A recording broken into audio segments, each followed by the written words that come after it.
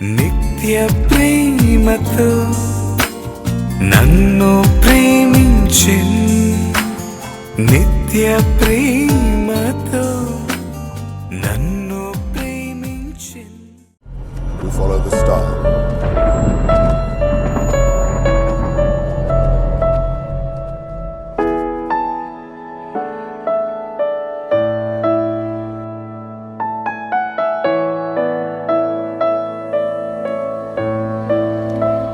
His name is Jesus.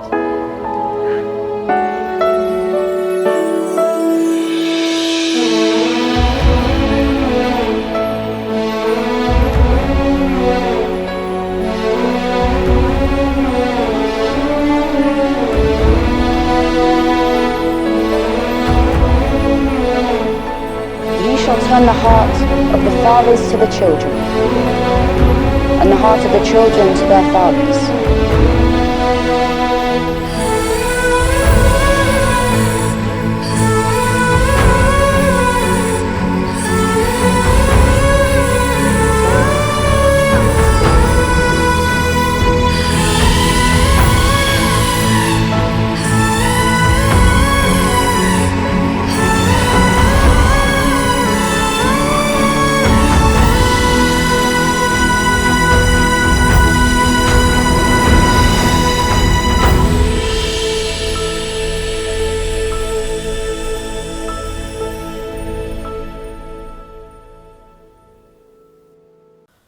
క్షమించుట. ప్రార్థన చేసుకుందాం. మహాకృపయు కనికరము కలిగిన మా కన్న తండ్రి, ఘనమైన ఉన్నతమైన నీ నామమునకు స్తుతులు స్తోత్రములు చెల్లిస్తున్నాం. శాశ్వత ప్రేమ నీ టీవీ కార్యక్రమం ద్వారా పరిశుద్ధ లేఖనములను ధ్యానించుచుండగా నాయన నీ సహాయాన్ని మాకు అనుగ్రహించండి. నీ దాసుడనైనా నన్ను జ్ఞాపకం చేసుకోండి. శక్తి కలిగిన నీ మాటలను నీ పిల్లలకు బోధించగలిగే సామర్థ్యాన్ని అనుగ్రహించండి. వినుచున్న నీ పిల్లలకు కూడా నాయన వివేచనను అనుగ్రహిస్తూ విశ్వాసములో నాయన నీ పిల్లలందరినీ నాయన బలపరచండి. రక్షణార్థమైన మారు మనస్సు వైపుకు నాయన మళ్లించండి. ఈ కార్యక్రమం నాయన నీకు మహిమకరముగా, మా అందరికీ దీవెనకరముగా నాయన నీ ఆత్మ సహాయముతో నాయన ముందుకు తీసుకొని వెళ్ళమని మిమ్మల్ని కోరుకుంటూ క్రీస్తు నామము నీ ప్రార్థన అడిగి వేడుకొనుచున్నాము తండ్రి. ఆమెన్.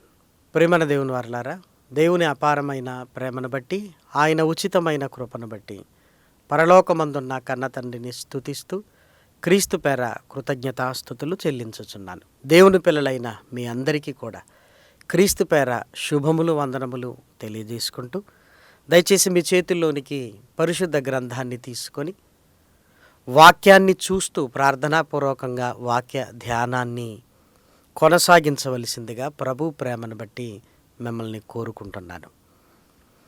పరిశుద్ధ గ్రంథంలో వ్రాయబడిన ప్రతి మాట మన ఆత్మీయ జీవితాన్ని బలపరుచుటకు, లేఖనాలలో ఆశ్చర్యకరమైన సంగతులు చూచున్నట్లుగా దేవుడు పరిశుద్ధాత్మ ప్రేరణతో వ్రాయించి మన కనుల ముందు పెట్టాడు.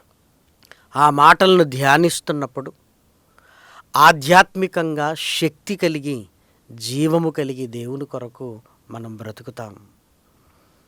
శరీరములోనికి వెళ్ళిన ఒక మందు మన శరీరంపై ఎలా ప్రభావాన్ని చూపిస్తుందో, అలాగే చెవి ద్వారా మనం వింటున్న వాక్యము కూడా మన జీవితాన్ని ప్రభావితం చేస్తుంది అనటంలో ఎలాంటి సందేహము లేదు. కాబట్టి ఈరోజు కూడా పరిశుద్ధ గ్రంథంలో వ్రాయబడిన ఒక చక్కటి మాటను మనం అందరము కలిసి ధ్యానించడానికి ప్రయత్నం చేద్దాం. యేసుక్రీస్తు శిలువలో పలికిన మాటలను గురించిన ధ్యానం జరుగుతూ ఉన్నాయి అనేక దేవాలయాలలో. అందులో కొన్ని మాటలను మనము కూడా సంఘముతో పంచుకుంటున్న అనేక సందర్భాలు కూడా మనకు జ్ఞాపకాలలోనికి వస్తుంటాయి. ఎందుకంటే యేసుక్రీస్తు శిలువ యాగాన్ని గురించి మనం మాట్లాడుకుంటున్నప్పుడు ఆయన శిలువలో పలికిన 7 మాటల ఆ ప్రాధాన్యతను గురించి తప్పనిసరి మనం అందరము ధ్యానిస్తూ ఉంటాం. యేసుక్రీస్తు సిలువలో పలికిన మాటలు అనగానే ఏ పరిస్థితులలో ఆయన మాట్లాడుతున్నాడో ఆ పరిస్థితులలోనికి వెళ్ళగలిగితే చాలా ఆశ్చర్యం కలుగుతుంది. కష్టంలో, మరణ వేదనలో ఆయన పలుకుతున్న ప్రతి మాట చాలా బరువుగా, అనగా చాలా భారంగా ఆయన ప్రేమను వ్యక్తపరుస్తూ తన స్థితిని తాను ఆలోచించకుండా మన కొరకు ఆలోచిస్తున్నాడు అన్నట్లుగా ఆ మాటలు కొనసాగుతుంటాయి ప్రేమన వారిలారా. అందులో మొదటి మాట, చివరి మాటను జాగ్రత్తగా ఆలోచించగలిగితే ఆయన పలికిన 7 మాటల్లో మొదటి మాట ప్రార్థనే, చివరి మాట కూడా ప్రార్థనే. మొదటి మాట మనకు తెలుసు కదా, తండ్రి వీరేమి చేయుచున్నారో వీరెరుగరు గనుక వీరిని క్షమించమని ఆయన పలికాడు. చివరి మాట కూడా మనకు తెలుసు కదా, తండ్రి నా ఆత్మను నీ చేతికి నేను అప్పగించుకొనుచున్నాను అని ఆయన ప్రాణం విడిచాడు. అంటే మొదటి మాటను ధ్యానించినప్పుడు ప్రార్థనగానే కనపడుతుంది, చివరి మాటను కూడా ధ్యానించినప్పుడు ప్రార్థనగానే కనబడుతుంది. అలాంటప్పుడు యేసుక్రీస్తు తాను బ్రతికిన కాలములో దేనికి ప్రాధాన్యత ఇచ్చాడు అని జాగ్రత్తగా ఆలోచించగలిగితే ప్రార్థనా జీవితమునకు ఆయన ప్రాధాన్యతని ఇచ్చాడు అని మనందరికీ తెలుసు. కాబట్టి క్రైస్తవ జీవితంలో కష్టాలలో, నష్టాలలో, సంతోషములో, దుఃఖములో, ఆనందములో నీ ప్రార్థనా జీవితము విషయంలో మాత్రం రాజీ పడటానికి వీలు లేదు. ప్రతిరోజు ఆయనతో సహవాసము కలిగి ఉండటానికి ప్రార్థనా జీవితాన్ని ఒక ఆయుధముగా మనం మలుచుకోవాలి. భక్తుల జీవితాలలో ఎవరిని అడిగినా వారు చెప్పే ఒకే ఒక మాట, వారి జీవితంలో ప్రార్థనే ఒక ఆయుధముగా అనేకమైన కార్యములు, అనేకమైన అద్భుతములు, అనేకమైన వాక్యపు లోతుల్లోనికి వారిని తీసుకొని వెళ్ళిన ఒక ఆయుధముగా ప్రార్థన కనబడుతుంది. కాబట్టి యేసుక్రీస్తు జీవితంలో కూడా ఆ మొదటి మాటను జాగ్రత్తగా లేఖనాలలోనికి వెళ్ళి మనం ధ్యానించగలిగితే, దయచేసి మీరు చూడండి, లూకాసు సువార్త 23వ అధ్యాయము 34వ వచనం. యేసు, తండ్రి వీరేమి చేయుచున్నారో వీరెరుగరు గనుక వీరిని క్షమించుమని చెప్పెను. యేసుక్రీస్తు తండ్రి వీరేమి చేయుచున్నారో వీరెరుగరు, వీరిని క్షమించు అని పలికిన ఈ మాటను చాలా జాగ్రత్తగా ధ్యానించగలిగితే, యేసుక్రీస్తు భూమి మీద ఉన్నప్పుడు అనేకుల పాపములను క్షమించిన సందర్భాలు మనకు కనపడుతుంటాయి. పాపములు క్షమించే అధికారం ఆయనకుంది. అలాంటప్పుడు వీరిని క్షమించు అని తండ్రిని ఎందుకు వేడుకుంటున్నాడు? దయచేసి మీరు ఆలోచించండి. యేసుక్రీస్తుకు భూమి మీద పాపములు క్షమించగలిగే అధికారం ఉన్నప్పుడు తండ్రి వీరేమి చేయుచున్నారో వీరెరుగరు గనుక వీరిని క్షమించు అని యేసుక్రీస్తు ఎందుకు మాట్లాడుతున్నాడు? అంటే సిలువలో ఆ అధికారాన్ని కోల్పోయాడు అని ఏమైనా ఆలోచిస్తున్నారా? లేఖన ధ్యానాలు అనేటివి ప్రేమన వారలారా సర్వ శరీరానికి ఆరోగ్యదాయకమైనవి. అంతేకాదు, ఎప్పుడైతే లేఖనాలను ధ్యానిస్తామో వాక్యపు రుచి మనకు తెలుస్తుంది.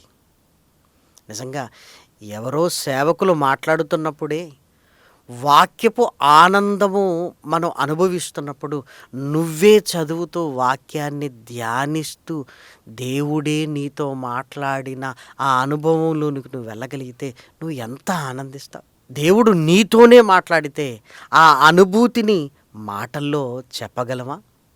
దయచేసి ఎవరి ద్వారానో దేవుడు మీతో మాట్లాడుతున్నాడు, చాలా సంతోషం. కానీ దేవుడే మీతో మాట్లాడే అవకాశం కూడా ఉంది, అది లేఖన ధ్యానం. చాలామంది పరిశుద్ధ గ్రంథాన్ని గంటల తరబడి ధ్యానించడానికి ఇష్టపడరు. ఏముందిలే అనుకుంటారు. కానీ ఒక్కసారి ఒక 2-3 గంటలు లేఖనాల ముందు కూర్చోండి. సర్వ శరీరానికి ఆరోగ్యం వచ్చేస్తుంది ప్రియమైన వారలారా. నీ ఆత్మ జీవముతో నింపబడుతుంది. ఎన్నో ఆలోచనలోనికి వెళతాం పరిశుద్ధ గ్రంథాన్ని మనం చదువుతున్నప్పుడు.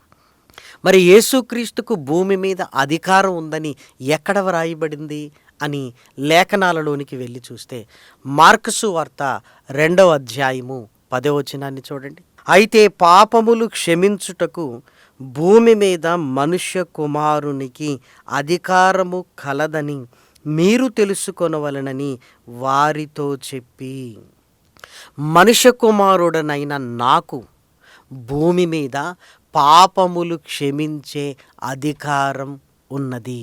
పక్షవాయువు గలవన్నీ మోసుకొని వచ్చారు. యేసుక్రీస్తు వారి విశ్వాసాన్ని గమనించి, కుమారుడా, నీ పాపములు క్షమింపబడి ఉన్నవి అనగానే అక్కడ ఉన్న పరిసయ్యులు పాపములు క్షమించడానికి ఈయనెవరిని తమ హృదయములో ఆలోచించుకుంటున్నారు. వారి హృదయ ఆలోచనలు ఎరిగిన యేసుక్రీస్తు భూమి మీద మనుష్య కుమారుడికి పాపములు క్షమించే అధికారం ఉంది అంటున్నాడు. నిత్యము పాపములు చేసే మనమెక్కడా? మనలాంటి శరీరాన్ని కలిగి పాపములు క్షమించగలిగే అధికారము కలిగిన ఆయన ఎక్కడ ప్రియమైన దేవుని పిల్లలారా? కాబట్టి పాపములు క్షమించే అధికారము ఆయనకున్నది. మరలా 2వ మాటను కూడా మనం చూడగలిగితే లూకాసు వార్త 23వ అధ్యాయము 42-43. ఆయనను చూచి యేసు, నీవు నీ రాజ్యములోనికి వచ్చినప్పుడు నన్ను జ్ఞాపకము చేసుకొనుమనెను. అందుకు ఆయన వానితో, నేడు నీవు నాతో కూడా పరదైసులో ఉందు అని నిశ్చయముగా నీతో చెప్పుచున్నానెను. సిలువలో వేలాడుతున్న దొంగలలో ఒకడు. యేసుక్రీస్తు గొప్పవాడు, ఆయన మరలా ఈ భూమి మీదికి రానున్నాడు అని గ్రహించి, నీవు నీ రాజ్యముతో వచ్చినప్పుడు నన్ను జ్ఞాపకము చేసుకో అన్నాడు. యేసుక్రీస్తు వెంటనే అతన్ని క్షమించి అతనిలో ఉంటున్న పశ్చాత్తాపమును బట్టి అతన్ని మన్నించి వెంటనే నేడు నీవు నాతో కూడా పరదేశులో ఉందువని చెప్పినట్లుగా మనకు కనపడుతుంది. అంటే యేసుక్రీస్తు వేయబడిన ఆ నేరస్తులలో ఒకనిని క్షమించాడు గనుకనే ఆయనతో కూడా పరదేశులోనికి వెళ్ళాడు. అలాగైతే మరి యేసుక్రీస్తు తండ్రి వీరేమి చేయుచున్నారో వీరెరుగరు గనుక వీరిని క్షమించమని ఎందుకు తండ్రిని వేడుకుంటున్నాడు? ఇప్పుడు జాగ్రత్తగా ఆలోచించండి. సిలువలో ఉన్నప్పుడు ఆయనకు అధికారము లేదు అనుకోవడానికి వీల్లేదు. ఎందుకంటే యేసుక్రీస్తు సిలువలో ఉన్నప్పుడే వేలాడవేయబడిన నేరస్తులలో ఒకరిని క్షమించి పరదేశులోనికి తీసుకుని వెళ్ళాడు. మరి అలాగైతే యేసుక్రీస్తు తండ్రిని ఎందుకు వేడుకుంటున్నాడో మనం చక్కగా ధ్యానించాలి. ఎందుకంటే పరిశుద్ధ గ్రంథాన్ని మనం చదువుతున్నప్పుడు ఇలాంటి అనేక సందర్భాలు మనకు కనపడుతుంటాయి. తెలుసుకోవటానికి మన ఆసక్తిని, మన మెదడును అందులోనికి తీసుకుని వెళతాం, మన మనస్సు పెడతాం ప్రియమైన వారలారా. ఆ ఆలోచనలు వాక్యాన్ని అర్థం చేసుకునగలిగిన స్థితిలోనికి వెళ్ళినప్పుడు, అది అర్థం చేసుకున్నప్పుడు చాలా ఆనందంగా ఉంటుంది ప్రియమైన వారలారా. అలాంటి ఆనందాలు ఇదిగో వాక్యము మీకు అనుగ్రహిస్తుంది. టీవీల ముందు లేదంటే నలుగురు కూర్చొని పనికిరాని మాటలు మాట్లాడుకోవటం కంటే, సెల్ ఫోన్ల ముందు కాలక్షేపం చేయుట కంటే బైబిల్ దగ్గర మీరు కూర్చోండి. ఏదో ఒక క్రొత్త సంగతి, ఒక ఆలోచన రాకుండా ఆ బైబిల్ ముందు నుండి మీరు లేవరు. ఎందుకంటే దేవుడు ఖచ్చితంగా ఆ వాక్యపు లోతుల్లోనికి మనల్ని తీసుకుని వెళతాడు. అయినా చదవటం అలవాటుగా ఉన్నవారికి చెప్పవలసిన అవసరం లేదు. ఒకవేళ దాని రుచి ఎరుగని వారికి ఎన్నిసార్లు చెప్పినా లాభం లేదు కదా. నిజంగా మీకు దినదినము వాక్యము చదివే అలవాటు ఉంటే మరలా నేను చెప్పవలసిన అవసరం లేదు. అసలు ఆ అలవాటే లేకపోతే, ఆ రుచి ఎరగకపోతే ఇప్పుడు నేను చెప్పినంత మాత్రాన మీరు చదువుతారా? ఆలోచించండి. లేదు చదువుతామంటే దయచేసి ప్రారంభించండి. ఇక్కడ ఈ 2 సందర్భాలను జాగ్రత్తగా మనము ధ్యానించగలిగితే యేసుక్రీస్తు తన యందు విశ్వాసముంచిన వారిని క్షమిస్తున్నాడు. పక్షవాయువు గల వానిని విశ్వాసముతో తీసుకొని వచ్చారు, విశ్వసించిన అతనిని క్షమించాడు. యేసుక్రీస్తును వేలాడవేయబడిన ఆ నేరస్తులలో ఒక దొంగ అడుగుతున్నాడు, విశ్వసిస్తున్నాడు, విశ్వసించిన అతనిని క్షమిస్తున్నాడు. ఇక్కడ యేసుక్రీస్తు సిలువలో పలుకుతున్న ఈ మాటను జాగ్రత్తగా మీరు ధ్యానించగలిగితే, యేసుక్రీస్తును క్షమించమని వారు అడగటం లేదు, యేసుక్రీస్తును వారు విశ్వసించటం లేదు. ఇప్పుడు దయచేసి చూడండి, లూకా సువార్త 23వ అధ్యాయం 34వ వచనం. యేసు, తండ్రి, వీరేమి చేయుచున్నారో వీరెరుగరు గనుక వీరిని క్షమించమని చెప్పెను. వారు ఆయన వస్త్రములు పంచుకొనుటకై చీట్లు వేసిరి. ఆయన వస్త్రములు పంచుకొనుటకు చీట్లు వేసిరి. యేసు క్రీస్తు ద్వారా రాబోతున్న రక్షణ వస్త్రము కొరకు ఎదురు చూడవలసిన వీరు ఆయన వస్త్రము కొరకు చీట్లు వేస్తున్నారు. ఏం చేస్తున్నారు చూడండి. కళ్ళ ముందు మహనీయుడు మానవాళి రక్షణ కొరకు వేదన చెందుతుంటే వీరి ఆలోచన, మా కొరకు వేదన చెందుతున్నాడని కాసేపు ఆయనను చూసినా ఆయన విలువ తెలిసేది. కానీ వీరు ఆయన వస్త్రము కొరకు చీట్లు వేసుకుంటున్నారు. నిజంగా ఎంత దౌర్భాగ్యపు పరిస్థితి. వీరే కాదు, ప్రపంచమంతా తగలబడిపోతుంటే ఆయన రాకడ, సిద్ధపాటు, పరలోకం, మరణం, వీటిని గురించి మనం ఏమన్నా ఆలోచిస్తున్నావా?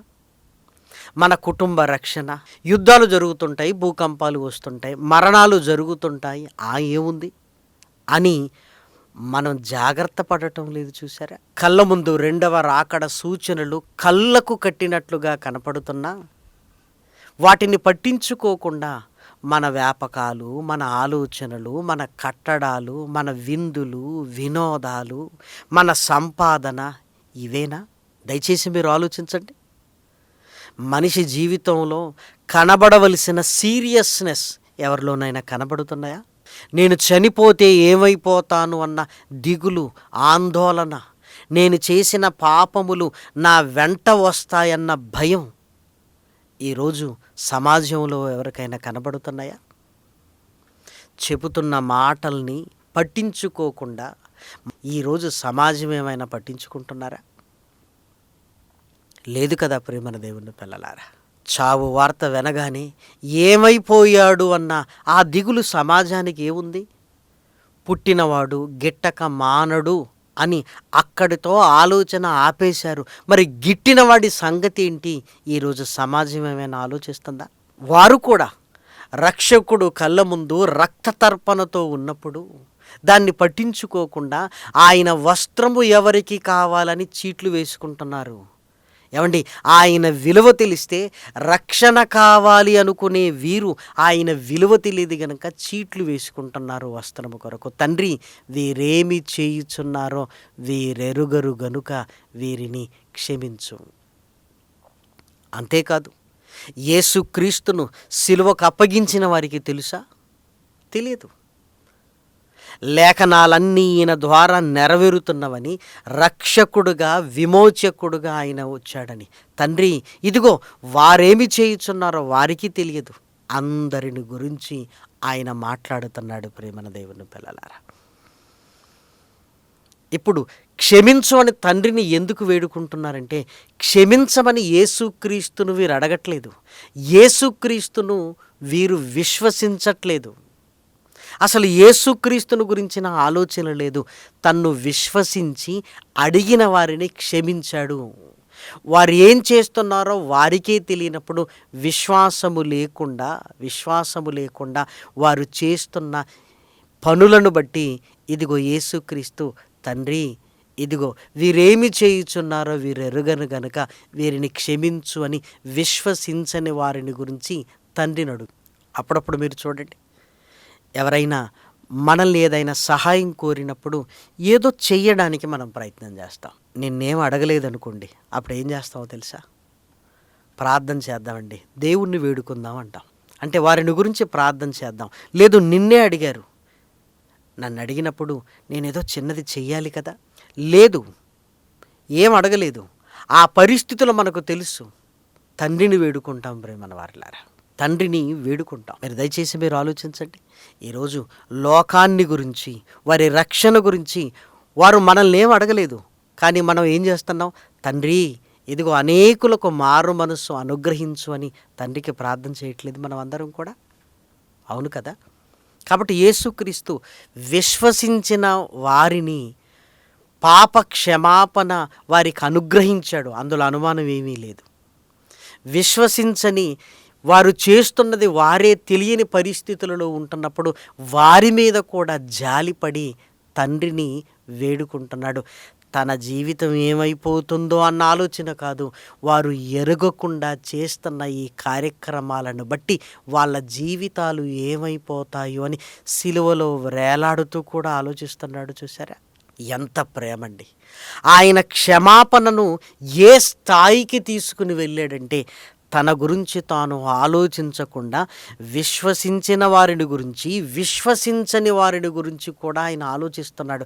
విశ్వసించకుండానే ఆయన ఆలోచిస్తున్నాడంటే, విశ్వసిస్తున్నప్పుడు ఆయన నీ గురించి, నా గురించి ఎంత ఆలోచిస్తాడో చూడండి. చాలా సందర్భాలలో ఒక స్త్రీ బిడ్డను కన్న తరువాత ఒక జీవచ్ఛవములా ఆ స్ట్రెచ్ మీద పడుకున్నప్పుడు తన బిడ్డను చూసుకొని ఎంత ఆనందపడుతుందో తెలుసా? తన బిడ్డ ఆరోగ్యాన్ని, తన బిడ్డ బలాన్ని, బరువును, అంటే తన గురించి తాను మరిచిపోయి తన బిడ్డను చూసి ఆనందపడుతున్నట్లుగా యేసుక్రీస్తు సిలువలో తన గురించి తాను ఆలోచించటం మానేసి విశ్వసించని వారిని గురించి కూడా ఆలోచిస్తున్నాడు. తండ్రి, వీరేమి చేయుచున్నారో వీరెరుగరు గనుక వీరిని క్షమించు అని. ఆ క్షమాపణ ఇప్పటికీ నిలిచి ఉంది గనుకనే ప్రపంచం ఏం చేసినా కూడా ఇదిగో ముందుకు వెళుతున్నట్లుగా మనకు కనబడుతుంది. ప్రేమన వారలారా, ఈ క్షమాపణ ఎందుకు? తర్వాత వీళ్ళేం చేశారో వీళ్ళు తెలుసుకుంటారు. మరణాన్ని గెలిచి 3వ దినమున మృత్యుంజయునైన తరువాత వీరు నాకేం చేశారో, ఇదిగో నా మృతుల పునరుత్థానము తర్వాత వీళ్ళు ఆలోచిస్తారు, వీరు కూడా మారిపోవాలి అన్నది ఆయన ఆలోచన. ఎందుకంటే యేసుక్రీస్తుకు జరిగింది మూలన జరగలేదు. ఆ క్షణం తెలుసుకోకపోవచ్చు, కానీ తర్వాత తెలియకుండా ఉంటుందా? ఆయన సమాధి చేయబడి 3వ దినమున తిరిగి లేచిన తర్వాత మృత్యుంజయుడైన ఆయన సువార్తను వింటున్నప్పుడు మేము ఇవన్నీ చేసింది ఆ మహనీయుడుక అన్నప్పుడు ఆ పశ్చాత్తాపంలోనికి వెళ్ళాలి. అంతవరకు వీరు బ్రతికుండాలి. తండ్రి, వీరిని క్షమించు, ఆ రక్షణలోనికి రాగలిగే అవకాశాన్ని వీరికి ఇవ్వు అని దయచేసి మీరు చూడండి. యేసుక్రీస్తు సిలువలో మాట్లాడిన ఈ మాట నిజంగా ఎన్నిసార్లు ధ్యానము చేసినా ఇంకా ఎంతో ఆర్ద్రతతో కూడిన మాటగా మనకు అర్థమవుతూనే ఉంటుంది. ప్రేమన దేవుని పిల్లలారా, తండ్రికి ఆయన చేస్తున్న ప్రార్థన, వీరిని క్షమించు. ఈరోజు నువ్వు క్షమించగలిగితే భూమి మీద ఉంటారు. తరువాత నా మృతుల పునరుత్థానపు సువార్తని విని వాళ్ళు ఏం చేశారో గ్రహించి వారు మారే అవకాశం ఉంది అని యేసుక్రీస్తు వారిని గురించి ఆలోచిస్తూ తండ్రికి చేస్తున్న ప్రార్థనే, తండ్రి, వీరేమి చేయుచున్నారో వీరెరుగరు గనుక వీరిని క్షమించు. ఈ లోకంలో దేవుడు జీవితాన్ని ఇచ్చాడు. అసలు మనం ఏం చేస్తున్నామో మనకు తెలియదు, ఏది ముఖ్యమో మనకు తెలియదు. లోకంలో ఉన్నవన్నీ ముఖ్యం అనుకుంటున్నావు, కాదు. రక్షణ ముఖ్యం, జీవితం ముఖ్యం, రాబోయే పరలోకం ముఖ్యం. ప్రేమన వారలారా, అందుకే మనకు క్షమిస్తున్నాడు ఆయన. ఏదో ఒకరోజు నువ్వు తెలుసుకుని మారుతావన్న ఆలోచన, ఏదో ఒకరోజు. మరి ఇప్పటి వరకు నేను చేసినవన్నీ నీకు తెలియక చేస్తున్నావు. అందుకే దేవుడు నిన్ను క్షమిస్తూ నిన్ను భూమి మీద ఎందుకు ఉంచుతున్నావంటే ఏదో ఒకరోజు నువ్వు తెలుసుకుని మారుతావని. మారకుండానే ఎంతకాలం బ్రతుకుతాం? క్షమాపణ సిద్ధంగా ఉంది, రక్షణ సిద్ధముగా ఉన్నది. నేడే రక్షణ దినము అని పరిశుద్ధ లేఖనాలు ఘోషిస్తున్నాయి. ఎందుకు? ఆ రక్షణ వైపుకు నీ హృదయం మళ్ళలేకపోతుంది. ఆ రక్షణ కొరకు నీ హృదయము ఎందుకు ఆశ కలిగి లేదు? ఒక్కసారి ఆలోచించు. నీ ఆత్మను అడిగి చూడు. దానికి ఏం కావాలి? రక్షణ, పాప విమోచన. అది యేసుక్రీస్తు శిలువ రక్తముతో సిద్ధముగా ఉన్నప్పుడు ప్రేమన దేవుని పిల్లలారా, దయచేసి ఆలోచించండి. ఆ క్షమాపణ ఇంకా నిలిచి ఉన్నది. ఒక్కసారి కన్ను మనం మూసేయగలిగితే క్షమాపణ ఇక లేదు ప్రేమన దేవుని పిల్లలారా. కాబట్టి ఇప్పటి వరకు మనం ఏం చేసామో మనకు తెలియదు. ఈ జీవితం విలువ తెలియదు, రక్షణ విలువ తెలియదు, ఈ బ్రతుకు విలువ తెలియదు, ఆత్మ గురించి తెలియదు. ఆ పాపం అనగానే ఏదో అనుకున్నాం. అందుకే నిన్ను క్షమిస్తున్నాడు. ఎందుకు తెలుసా? నువ్వు ఏదో ఒకరోజు మారుతావని. యేసుక్రీస్తు మరణ, సమాధి, పునరుత్థానములు ధ్యానించగలిగితే, ఆయన రక్తము ద్వారా రక్షణ కలిగింది అని గ్రహించగలిగితే, ఇదిగో నీ మార్పు, నీ విమోచన నీ జీవితానికి చాలా అవసరం ప్రేమన దేవుని పిల్లలారా. యేసుక్రీస్తు శిలువలో పలికిన ఈ మాట దయచేసి ఆలోచించగలిగితే, ధ్యానించగలిగితే, రక్షణ వైపుకు నిన్ను మళ్లించడానికి దేవుడు తన ప్రేమను చూపిస్తున్నట్లుగా ఉంది కదా. దయచేసి ఆలోచించండి, రక్షణలోనికి రండి. ప్రార్థన చేసుకుందాం. మహాకృపయు కనికరము కలిగిన మా కన్న తండ్రి, ఘనమైన ఉన్నతమైన నీ నామమునకు స్తుతులు స్తోత్రములు చెల్లిస్తున్నాం. విలువైన నీ మాటలనైనా నీ పిల్లలుగా మేము ధ్యానించాం. విని విడిచిపెట్టకుండా నాయన వాక్య ప్రకారముగా ప్రవర్తించగలిగే మంచి మనస్సును నాయన నీ పిల్లలకు అనుగ్రహించండి తండ్రి. ఈ కార్యక్రమాలను నాయన వింటూ విశ్వాసముతో బలపడగలిగే సామర్థ్యమును నాయన నీ పిల్లలకు అనుగ్రహించండి. ప్రార్థనా సహాయాన్ని కోరిన నీ పిల్లలను నాయన జ్ఞాపకం చేసుకోండి. కుటుంబాలలో సంతోషమును, సమాధానమును అనుగ్రహించండి. యవన హృదయాలను ఆకర్షించండి తండ్రి. ఇదిగో నాయన కుటుంబాలన్నింటిలో నాయన దుష్టుని ప్రతి శోధనలో నుంచి తప్పించి నాయన బలపరచండి. మారు మనస్సు వైపుకు నాయన నీ పిల్లలను అడుగులు వేయించండి నాయన తండ్రి. ఈ కార్యక్రమం ముందుకు తీసుకుని వెళ్ళడానికి నాయన సహాయ సహకారాలు అందిస్తున్న నీ పిల్లలను కూడా నాయన జ్ఞాపకం చేసుకోండి.